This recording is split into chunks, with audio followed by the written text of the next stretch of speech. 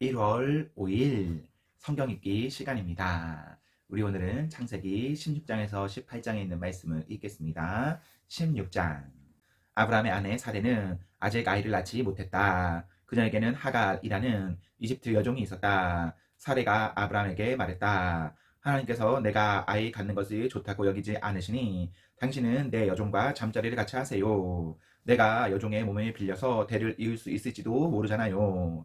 아브라함은 사레의 말을 따르기로 했다. 그리하여 아브라함의 아내 사레는 자신의 이집트 여종 하갈을 데려다가 자기 남편 아브라함에게 아내로 주었다. 이것은 아브라함이 가나안 땅에 산 지 10년이 지난 뒤의 일이었다. 그가 하갈과 잠자리를 같이 하자 하갈이 임신했다. 하갈은 자신이 임신한 것을 알고 자신의 여주인을 업신여겼다. 사레가 아브라함에게 말했다. 내가 이런 능력을 당하는 것은 다 당신 책임이에요. 내가 내 여종을 당신과 잠자리를 같이 하도록 했건만 그 종이 자기가 임신한 것을 알고서 나를 업신여기지 뭐예요. 하나님께서 우리 중에 누가 옳은지 결정해 주시면 좋겠어요. 아브라함이 말했다. 당신이 결정하구려. 당신 종은 당신 소관이잖소. 사레가 하갈을 학대하자 하갈이 달아났다. 하나님의 천사가 광야의 샘 곁에서 하갈을 발견했다. 그 샘은 수르로 가는 길가에 있었다. 천사가 말했다. 사레의 여종 하갈아, 여기서 무엇을 하고 있느냐? 하갈이 대답했다. 내 주인인 사레에게서 도망치는 중입니다.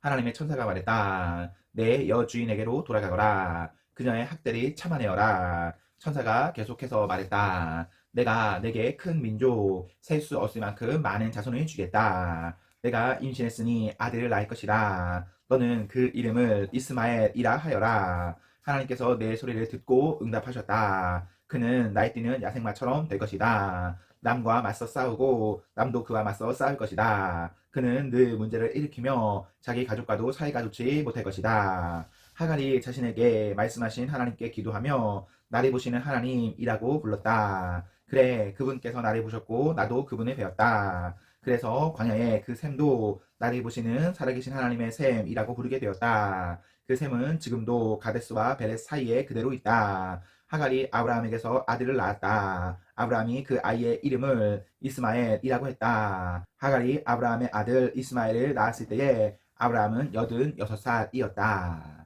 17장. 아브라함이 99살이 되었을 때 하나님께서 그에게 나타나셔서 말씀하셨다. 나는 강한 하나님이다. 너는 내 앞에서 흠 없이 살고 온전하게 살아라. 내가 나와 너 사이에 언약을 맺고 내게 큰 민족을 줄 것이다. 아브라함이 압도되어 얼굴을 땅에 대고 엎드렸다. 하나님께서 그에게 말씀하셨다. 이것은 내가 너와 맺은 언약이다. 너는 수많은 민족들의 아버지가 될 것이다. 이제 내 이름은 더 이상 아브라함이 아니라 아브라함이다. 내가 너를 많은 민족들의 아버지로 만들 것이기 때문이다. 내가 너를 아버지들의 아버지로 만들겠다. 내게서 여러 민족이 나오고 내게서 여러 왕이 나오게 하겠다. 내가 너와는 물론이고 내 후손과도 영원토록 지속될 언약을 맺어 내 하나님이 되고 내 후손의 하나님이 되겠다. 내가 장막을 치고 있는 이 땅, 곧 가나안 땅 전체를 너와 내 후손에게 주어 영원토록 소유하게 하고 나는 그들의 하나님이 될 것이다.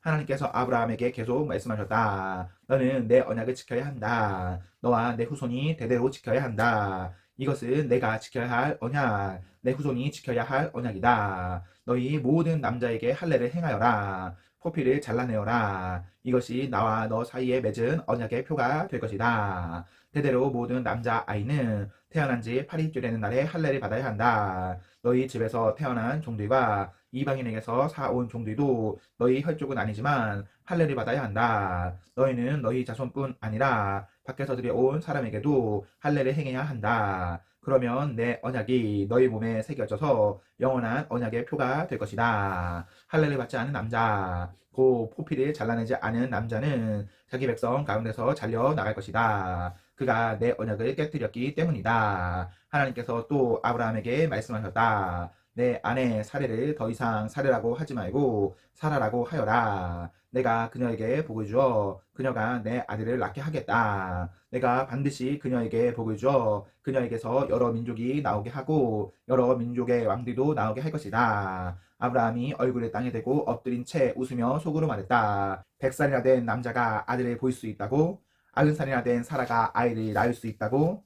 아브라함이 정신을 차리고 하나님께 아뢰었다. 이스마엘이나 하나님 앞에서 잘 살았으면 좋겠습니다. 하나님께서 말씀하셨다. 내 말은 그런 뜻이 아니다. 내 아내 사라가 아들을 낳을 것이다. 너는 그 아이의 이름을 이삭 웃음이라고 하여라. 내가 그와는 물론이고 그의 후손과도 영원한 언약을 맺을 것이다. 이스마엘 말이냐? 내가 그를 위해 기도하는 것을 내가 들었다. 내가 그에게도 복을 주어 많은 자식을 낳아 큰 민족을 이루게 하겠다. 그는 12 지도자의 아버지가 될 것이다. 내가 그를 큰 민족이 되게 하겠다. 그러나 나는 내년 이맘때 사라가 낳을 내 아들 이삭과 언약을 맺을 것이다. 하나님께서 아브라함과 말씀을 마치고 떠나가셨다. 그날 아브라함은 자기 아들 이스마엘과 집에서 태어난 종과 돈을 주고 사온 모든 종, 곧 자기 집안의 모든 남자를 데려다가 하나님께서 말씀하신 대로 그들의 포피를 잘라내어 할례를 행했다. 아브라함이 할례를 받을 때 그의 나이는 99살이었고 그의 아들 이스마엘이 할례를 받을 때 그의 나이는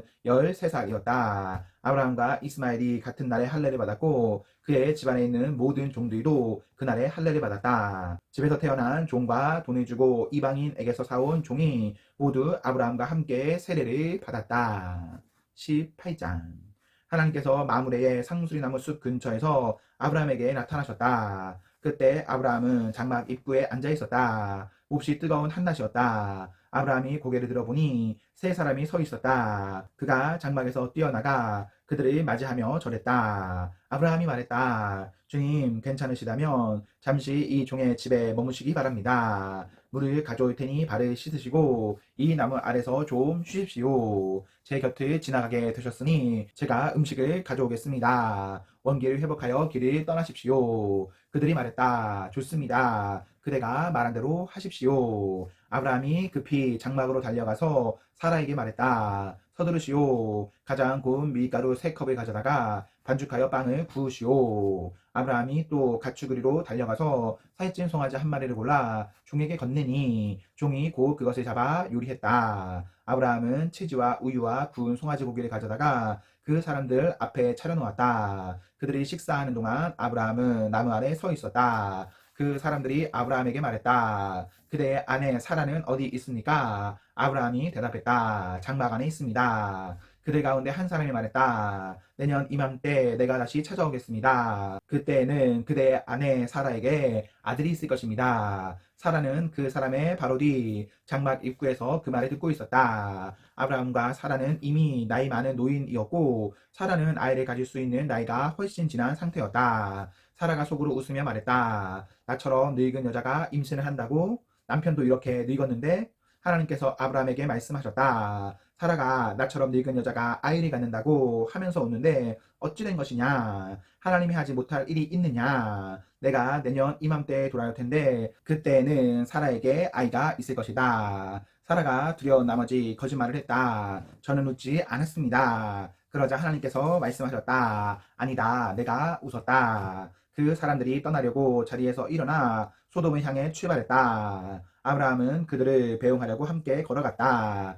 그때 하나님께서 말씀하셨다. 내가 앞으로 하려고 하는 일을 아브라함에게 숨기겠느냐? 아브라함은 장차 크고 강한 민족이 되어 세상 모든 민족이 그를 통해 복을 받게 될 것이다. 그렇다. 내가 그를 택한 것은 그가 자기 자녀와 후손을 가르쳐 하나님의 생활 방식에 따라 친절하고 너그럽고 바르게 살게 하려는 것이다. 그리하여 하나님이 아브라함에게 약속하신 것을 이루려는 것이다. 하나님께서 계속해서 말씀하셨다. 소돔과 고모라의 희생자들이 울부짖는 소리가 내 귀를 먹먹하게 하는구나. 그 도시의 죄악이 너무 크다. 내가 직접 내려가서 저들이 하는 짓이 정말 내 귀에 들려오는 울부짖음처럼 악한지 알아봐야겠다. 그 사람들이 소돔을 향해 출발했으나 아브라함은 하나님의 길에 서서 그 길을 가로막았다. 아브라함이 하나님을 대면하여 아뢰었다. 진심이십니까? 죄 없는 사람들을 악한 사람들과 함께 쓸어버릴 작정이십니까? 그 도시에 의인 50명이 있다면 어떻게 하시겠습니까?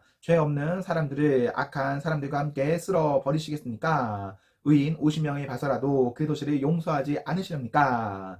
저는 주께서 의인과 악인을 구별하지 않고 죽이실 것이라고는 생각하지 않습니다. 세상을 심판하시는 분께서 공정하게 심판하셔야 하지 않겠습니까? 하나님께서 말씀하셨다. 소돔에 의인 50명이 있으면 내가 그들을 봐서 그 도시를 용서하겠다. 아브라함이 다시 아뢰었다. 한 줌 흙에 지나지 않는 제가 감히 주께 말씀드립니다. 50명에서 5명이 모자라면 어떻게 하시겠습니까? 5명이 모자란다는 이유로 그 도시를 멸하시겠습니까? 하나님께서 말씀하셨다. 45명이 있으면 내가 그 도시를 멸하지 않겠다. 아브라함이 다시 아뢰었다. 40명밖에 찾지 못하시면 어떻게 하시겠습니까? 40명이 있으면 그 도시를 멸하지 않겠다. 아브라함이 아뢰었다. 주님, 노하지 마십시오. 30명밖에 찾지 못하시면 어떻게 하시겠습니까? 30명만 찾을 수 있어도 내가 그 도시를 멸하지 않겠다. 아브라함이 더 강하게 아뢰었다. 주님, 부디 참아주십시오. 20명이면 어떻게 하시겠습니까?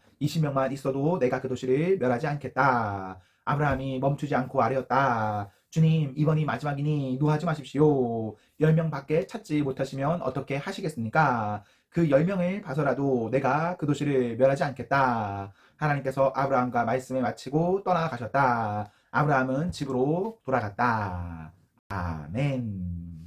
네, 우리 오늘 말씀 모두 읽었습니다. 우리 오늘 하루도 하나님과 사랑 앞에서 행복하십시오. 성령 충만하십시오. 안녕.